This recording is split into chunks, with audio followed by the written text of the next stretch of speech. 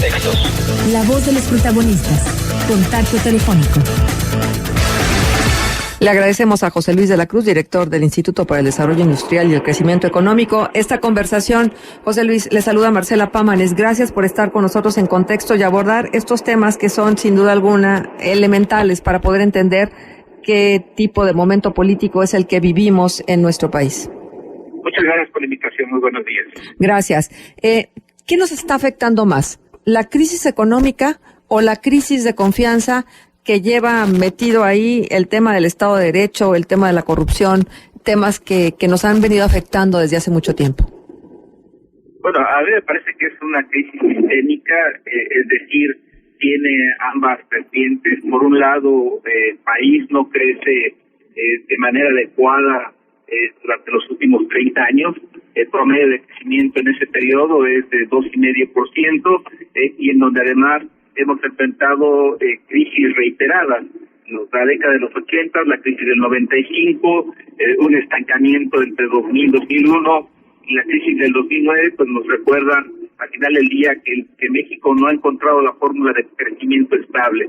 Y por otro lado, pues esto también acaba incidiendo en los problemas de credibilidad sobre el manejo de la economía, sobre el manejo de la política en nuestro país, y que en su conjunto nos permiten entender que al final de cuentas México necesita implementar cambios muy importantes para poder avanzar mejor. Uh-huh. ¿Podremos liberarnos de este sospechosismo, diría Santiago Krill en otro momento, de que todos los políticos son iguales y todos los políticos se aprovechan de sus puestos y de sus posiciones para poder enriquecerse de una manera totalmente desorbitada? Bueno, a mí me parece que esto va a depender en realidad. ¿Perdimos la comunicación? Gerardo, ¿nos informas a ver si...? Sí, perdimos la comunicación. Bueno, estamos conversando con José Luis de la Cruz, director del Instituto para el Desarrollo Industrial y el Crecimiento Económico, sobre pues la actual crisis de económica que vivimos en el país, pero también la de confianza. Y es que ¿cómo no situar como estos dos puntos que son torales en este momento para entender el curso de la dinámica de México? Le compartía hace un momento los gobernadores que han estado siendo objeto desde hace años de acusaciones muy serias, y bueno, esos los que le compartía son los que han sido acusados y están condenados de alguna manera y están pagando ciertas sentencias. Pero hay otros donde también el velo de la sospecha se tiende.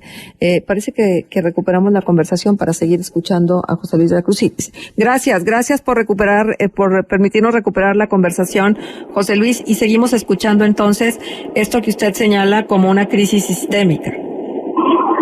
Efectivamente, y que me parece además que para superarla pues se tiene que pasar de buenas campañas políticas a una buena administración pública. Es decir, al final del día, para que la ciudadanía vuelva a tener la confianza sobre sus políticos, pues lo que se requiere es de que sean eficaces al momento de llegar a la gestión pública, que es ahí en donde los resultados no se han dado. Uh-huh.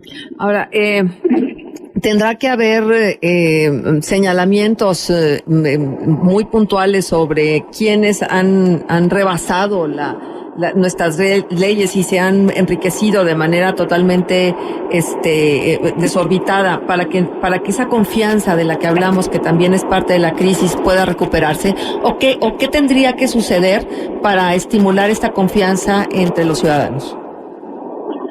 Bueno, me parece que se tiene que eliminar los problemas de corrupción que hay en el país, eso es muy claro. Se necesita una aplicación transparente y rápida, expedita del Estado de Derecho, y en ese momento me parece que se tendrían dos elementos fundamentales para poder empezar a generar confianza. Y en el mediano plazo me parece que resultados. Al final del día se tiene que garantizar la buena ejecución de programas que ayuden a subir el nivel educativo, a abatir la pobreza, a generar mayor seguridad pública. Entonces, desde mi punto de vista, se tiene que eliminar la corrupción, se tiene que aplicar el Estado de Derecho de manera rápida y transparente, y al final de cuentas resultados. Me parece que son tres de los pilares con los que se puede generar mayor certidumbre y confianza entre la ciudadanía. Podemos confiar, por otra parte, en el manejo que se ha venido haciendo de la economía en el país y que entonces pues la mayor parte de las causas profundas de esta crisis las estemos adjudicando a variables que no tienen control. Bueno, ¿me puede repetir, por favor? Sí, cómo no, con muchísimo gusto. Le preguntaba sobre el manejo de la crisis económica, si ha sido el adecuado y si podemos encontrar en las variables internacionales la razón de lo que vivimos ahora. Bueno, yo creo que ahí hay dos elementos que se han conjuntado. Lamentablemente es muy claro que sí hay un problema a nivel internacional. Esto ha afectado a la economía mexicana.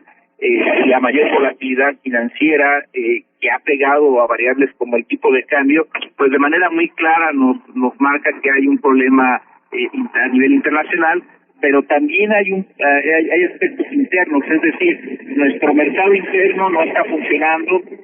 Al final del día tenemos una debilidad en el mercado laboral que también inhibe la posibilidad de desarrollo mucho más vigoroso, mucho más estable.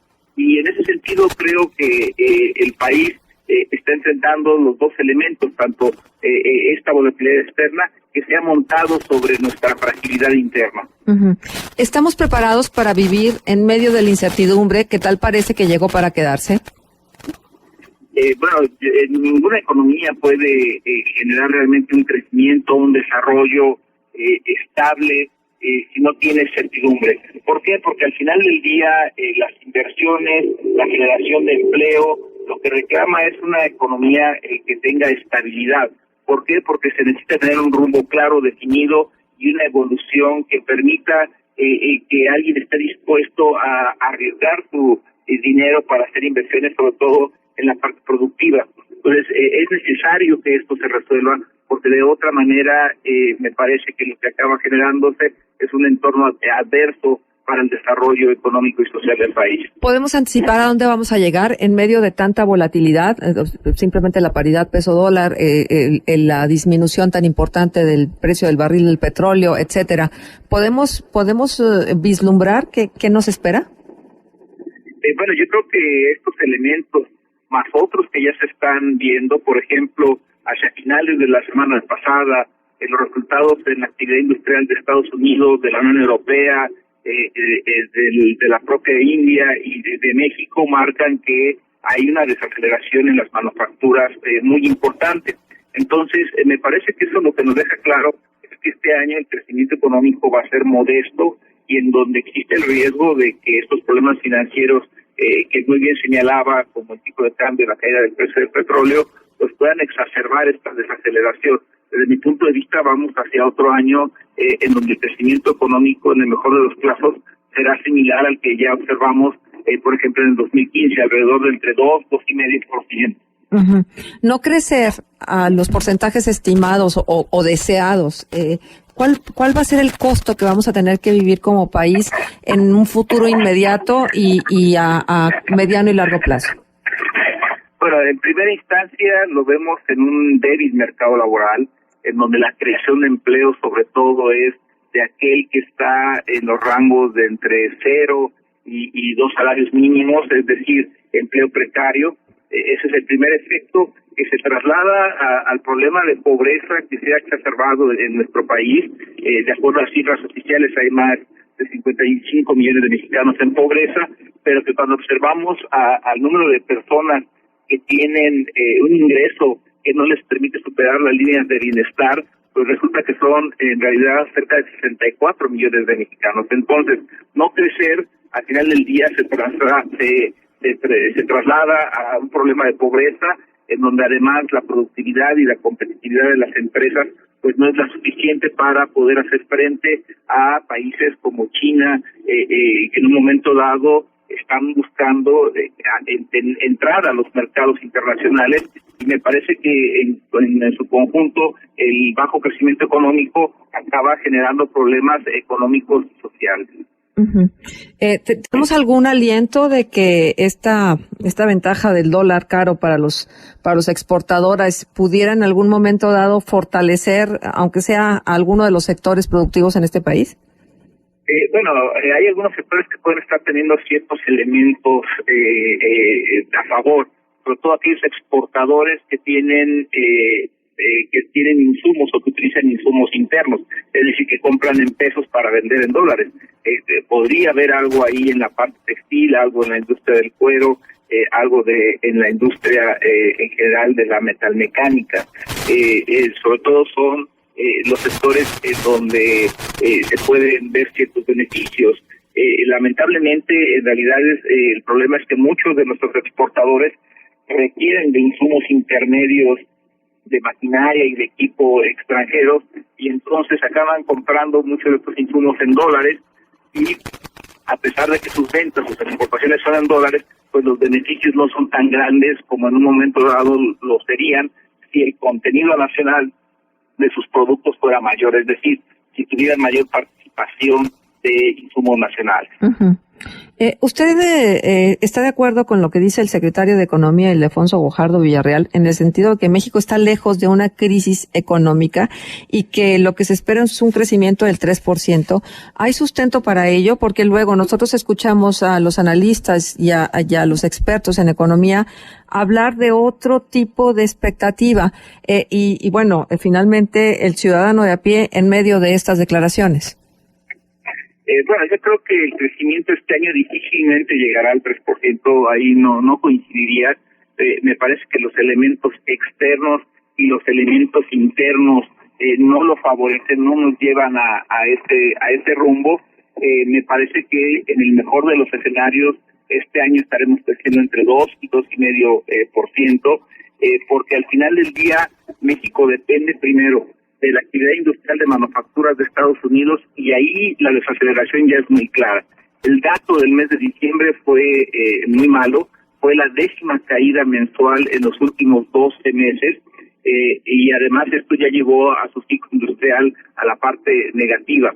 Entonces ahí ya hay un aspecto productivo que va a afectar sobre todo a los estados más industriales del país, a los que tienen la mayor producción de manufacturas.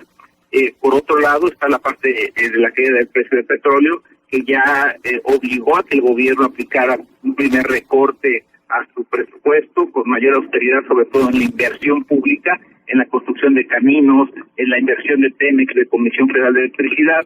Y esta caída del petróleo me parece que va a seguir impulsando a la baja el gasto y sobre todo a la inversión pública. Uh-huh. Y el tercer elemento es la elevada volatilidad, es decir, esto va a inhibir a que la inversión privada se fortalezca. Entonces, sí creo difícil un escenario de un crecimiento de 3%. Ajá. Y finalmente le pregunto, ¿podremos estar tranquilos y podremos confiar en que las reformas aprobadas hagan su trabajo y que ponga un piso o un escenario muchísimo más generoso en función de la economía en el país? Yo creo que en la parte de la reforma energética es donde puede existir un efecto de inversión favorable en el corto plazo. Sin embargo, la caída del precio del petróleo no es un factor que ayude demasiado. Me parece que las reformas tienen más bien un horizonte de mediano plazo. La educativa, la financiera y la laboral en realidad van a dar sus frutos en un escenario de entre 3 y 5 años en el mejor de los casos. Me parece que en este corto plazo, para enfrentar esta coyuntura, se necesita la aplicación de un programa económico emergente, porque las reformas estructurales, su lógica no es de corto plazo, y en ese sentido no alcanzarán a darle un impulso demasiado fuerte a la economía, sobre todo en estos momentos. Pues a prepararnos. Muchísimas gracias por estar con nosotros, José Luis de la Cruz, director del Instituto para el Desarrollo Industrial y el Crecimiento Económico. Muchas gracias por la invitación. Muy buen día. Hasta luego. Buenos días.